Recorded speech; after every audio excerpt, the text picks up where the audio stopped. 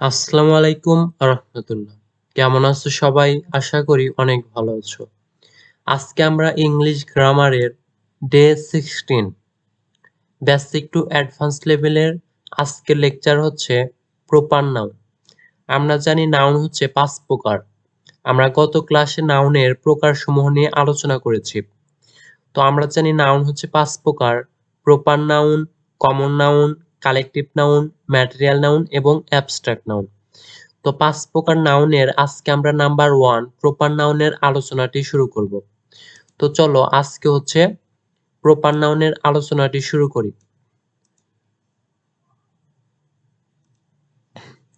তো আজকে হচ্ছে প্রপার নাউন।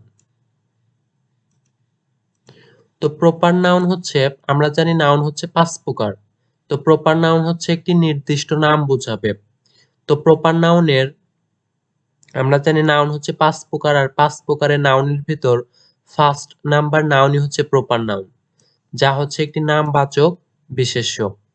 প্রপার নাউন হচ্ছে একটি নামবাচক বিশেষ্য যা দ্বারা একটি নির্দিষ্ট নামকে বোঝাবে। যেমন প্রপার নাউনের সংজ্ঞা হচ্ছে, যে নাউন দ্বারা কোনো নির্দিষ্ট ব্যক্তি, বস্তু বা স্থানের নাম বোঝায় তাকে প্রপার নাউন বলে। তাহলে যে নাউন দ্বারা কোনো নির্দিষ্ট ব্যক্তি, বস্তু বা স্থানের নাম বোঝায়, তাহলে যে নাউন দ্বারা কোনো নির্দিষ্ট ব্যক্তি, বস্তু বা স্থানের নাম বোঝায় তাকে আমরা প্রপার নাউন বলবো। তো এক্সাম্পল যেমন আকবর। আকবর হচ্ছে একটি নির্দিষ্ট নাম। তো প্রপার নাউন মানে হচ্ছে একটি নির্দিষ্ট নাম বোঝাবে। আকবর এটা অবশ্যই একটি নির্দিষ্ট একটি ব্যক্তির নাম। আবার সিলেট, সিলেট হচ্ছে একটি নির্দিষ্ট বিভাগের নাম। মেঘনা, মেঘনা হচ্ছে একটি নদীর নাম। তাহলে এই তিনটা ওয়ার্ডই হচ্ছে একটি নির্দিষ্ট নাম, আর নির্দিষ্ট নাম বোঝালে তাকে আমরা বলবো হচ্ছে প্রপার নাউন। আর প্রপার নাউনের প্রথম লেটারটি হচ্ছে ক্যাপিটাল লেটার হয়। যেমন আমরা ডে 2 এ শিখেছি যে কোন কোন জায়গায় ক্যাপিটাল লেটার দিয়ে ওয়ার্ডটা শুরু করতে হয়। তো আমরা এ জায়গায় জেনে নিলাম যে প্রপার নাউনের প্রথম ওয়ার্ডটা সর্বদাই হচ্ছে ক্যাপিটাল লেটার হয়। যেমন আকবরের এ, সিলেটের এস, মেঘনার এম, তিনটা হচ্ছে ক্যাপিটাল লেটার দিয়ে শুরু হবে, কেননা এগুলো হচ্ছে প্রপার নাউন। আর প্রপার নাউনের প্রথম ওয়ার্ডটা অবশ্যই মাস্ট তোমাকে প্রপার নাউন দ্বারা, সরি, ক্যাপিটাল লেটার দ্বারা শুরু করতে হবে। তো যেমন প্রপার নাউন হতে পারে, যেমন নির্দিষ্ট একটি ব্যক্তির নাম প্রপার নাউন হতে পারে, যেমন নিলয়, সাকিব, করিম, মামুন, রাকিব, এগুলো হচ্ছে একটি নির্দিষ্ট ব্যক্তির নাম। আবার দেশের নাম হতে পারে, যেমন যেমন বাংলাদেশ, জাপান, ইন্ডিয়া, এটসেট্রা। তারপর জায়গার নাম হতে পারে, নির্দিষ্ট জায়গার নামও প্রপার নাউন হতে পারে, যেমন রাজশাহী, ঢাকা, গাবতলী, বগুড়া। তো এইগুলা সবগুলো হচ্ছে একটি প্রপার নাউন। আর প্রপার নাউনের প্রথম ওয়ার্ডটা সর্বদাই ক্যাপিটাল লেটার দিয়ে লিখতে হয়। যেমন এখানকার প্রত্যেকটা প্রপার নাউনেরই প্রথম ওয়ার্ডটা ক্যাপিটাল লেটার দিয়ে শুরু করা হয়েছে। আমি চাইলেই এই জায়গায় এই প্রপার নাউনের প্রথম ওয়ার্ডগুলো স্মল লেটার দিয়ে শুরু করতে পারবো না, কেননা গ্রামার হচ্ছে একটি সংবিধানের মতো। আর গ্রামার নেটিভ স্পিকাররা যা বলে দিচ্ছে তা আমাদের মেনে নিতে হবে। সংবিধান যেমন আমি তুমি পাল্টাতে পারবো না, তেমনি গ্রামার হচ্ছে একটি সংবিধান যাকে আমি তুমি চাইলেই পাল্টাতে পারবো না। প্রপার নাউন তারা বলেই দিয়েছে যে প্রপার নাউন হচ্ছে শুরু হবে ক্যাপিটাল লেটার দিয়ে। তাই আমরা যত রকমের প্রপার নাউন লিখবো সবগুলো হচ্ছে ক্যাপিটাল লেটার দিয়ে শুরু করতে হবে। তো মাসের নাম ও দিনের নাম ক্যাপিটাল লেটার হয়। যেমন জানুয়ারি মাসের নাম, ফেব্রুয়ারি, এই দুইটা হচ্ছে মাসের নাম। আবার সানডে, ফ্রাইডে এগুলো হচ্ছে দিনের নাম। তাহলে মাসের নাম এবং দিনের নামও এগুলো হচ্ছে প্রপার নাউন হয়। আর প্রপার নাউনের প্রথম অর্থ অবশ্যই ক্যাপিটাল লেটার দিয়ে শুরু হবে। তাহলে একটা টেস্ট হচ্ছে সানডে, যদি বলা হয় সানডে ইজ আ, সানডে জায়গায় কি proper noun, common noun, abstract noun না কনক্রিট নাউন?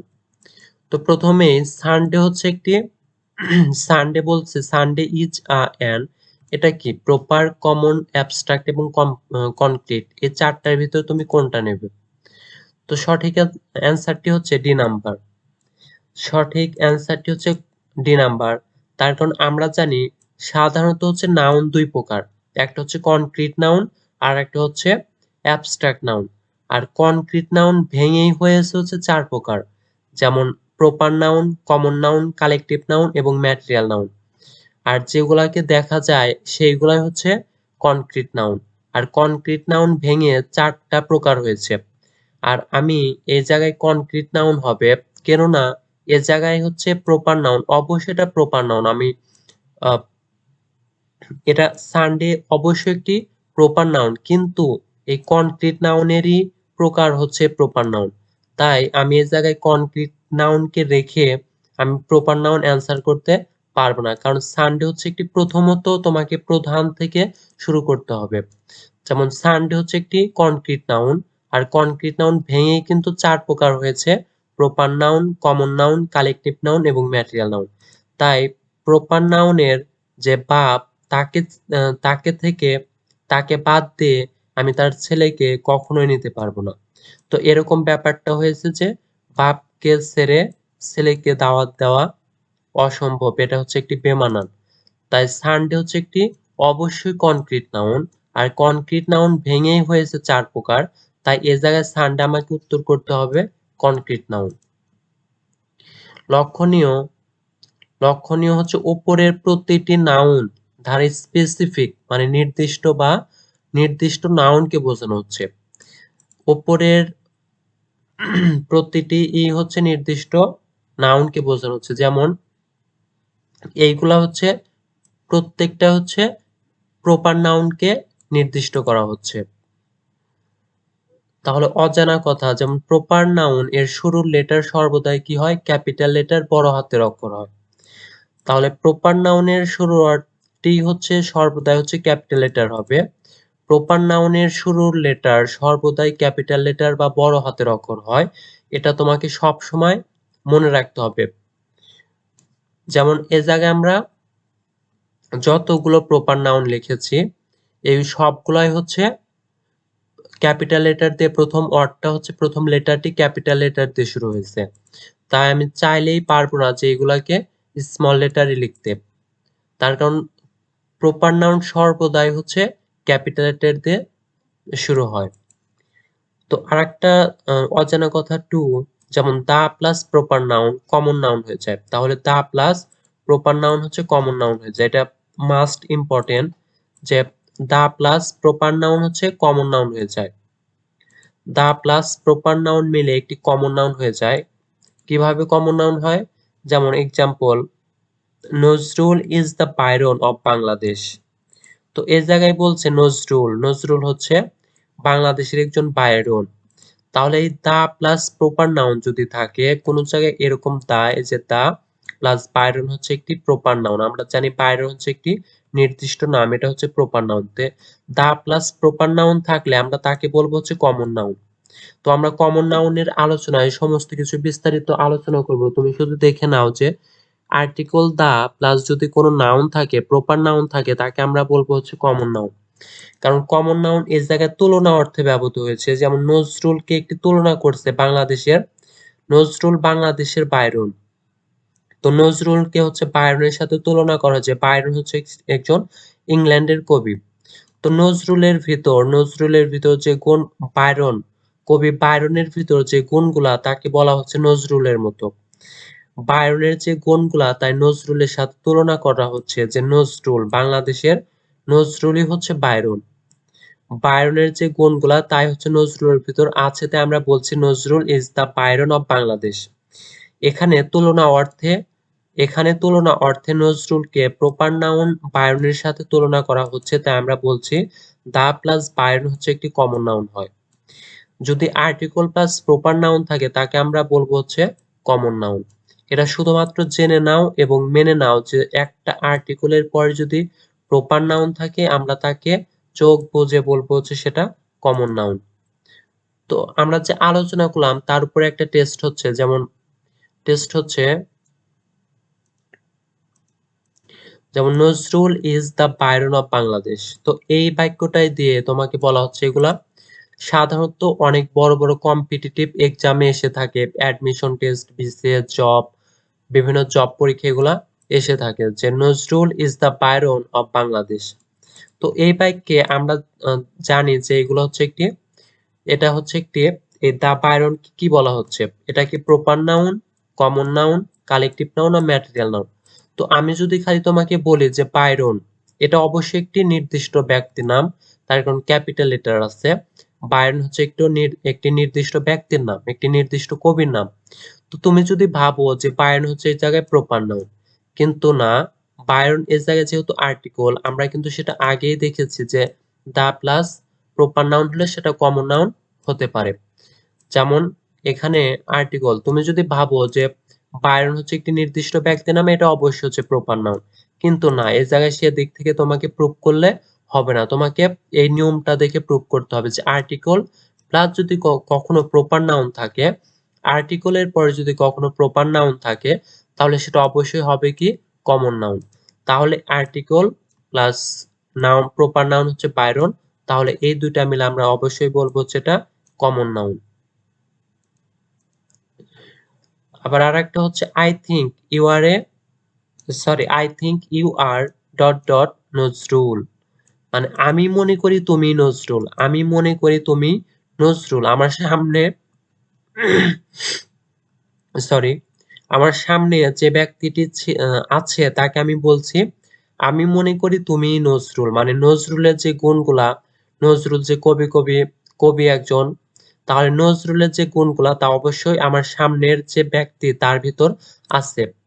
আমি মনে করি তুমি Nazrul, I think you are a Nazrul, তাহলে ইউ হচ্ছে এই জায়গায় আমি বলছি সেকেন্ড পারসনকে, ইউ কে বলছে তুমি হচ্ছে নজরুল, তাহলে নজরুলের ভিতর যে গুণগুলা আছে, নজরুলের ভিতর যে গুণগুলা আছে সেই গুণগুলাই আমি এই ইউ এর ভিতর দেখতে পাচ্ছি, তাই আমি মনে করছি যে তুমি হচ্ছে নজরুল। এখানে ইউটা আসলে কিন্তু নজরুলকে মিন করছে না, এটা হচ্ছে একটি এমনি বলা হচ্ছে যে আই থিংক, আমি মনে করি ইউ আর নজরুল, তুমি নজরুল, মানে নজরুলের যে গুণগুলা সেগুলা এই ইউ এর ভিতর আছে, এই ব্যক্তিটার ভিতর আছে দেখে আমি এমনি বলছি আমি মনে করি তুমি নজরুল। তো এই ক্ষেত্রে আমরা জানি এ জায়গায় আর্টিকেলের ক্ষেত্রে আমরা জানি আর্টিকেল অনেক বিভিন্ন পরীক্ষা আর্টিকেল এসে থাকে। আর্টিকেলের ভিতর তোমাকে এই সেন্টেন্সটা দিয়ে যদি বলা হতো এই জায়গায় তুমি কি বসাবে, আমরা সাধারণত ভাবতাম নজরুল হচ্ছে একটি প্রপার নাউন, আর আমরা জানি প্রপার নাউনের আগে কখনোই আর্টিকেল বসে না। তাহলে মোস্ট অফ দ্য স্টুডেন্টস তারা কি করে, এখানে নাউন দিয়ে রাখে, যে ক্রস দিয়ে রাখে অথবা নাউন দেয়। তাহলে নজরুল হচ্ছে এখানে প্রপার নাউন, কিন্তু এই জায়গায় যেহেতু তুলনা অর্থে ব্যবহৃত হয়েছে, তাহলে নজরুলের আগে অবশ্যই তোমাকে একটি আর্টিকেল দিতে হবে, তার কারণ আর্টিকেলের পরে যখন প্রপার নাউন বসবে তখনই সেটা কমন নাউন হয়ে যায়। কমন নাউন দ্বারা কি বোঝায়, তুলনা বোঝায়। সেই ক্ষেত্রে আমি I think you are a Nazrul, আমি মনে করি তুমি নজরুল, এই ক্ষেত্রে তুলনা অর্থে আমি ইউ এর সাথে এই নজরুলকে তুলনা করছি, তাই তুলনা অর্থে এই নজরুলের সাথে আমাকে নজরুলকে এই প্রপার নাউনকে কমন নাউন বানাতে হবে। আর কমন নাউন হতে হলে তাকে অবশ্যই এই প্রপার নাউনের আগে অবশ্যই আমাকে একটি আর্টিকেল আনতে হবে। সেই ক্ষেত্রে এই জায়গায় অবশ্যই আমাকে নিতে হবে নাউন, তো এই জায়গায় কোনোভাবে হবে না, আর অন তো এই জায়গায় হবেই না। এ জায়গায় আমাকে নিতে হবে এ, না হয়তো বি হচ্ছে এন।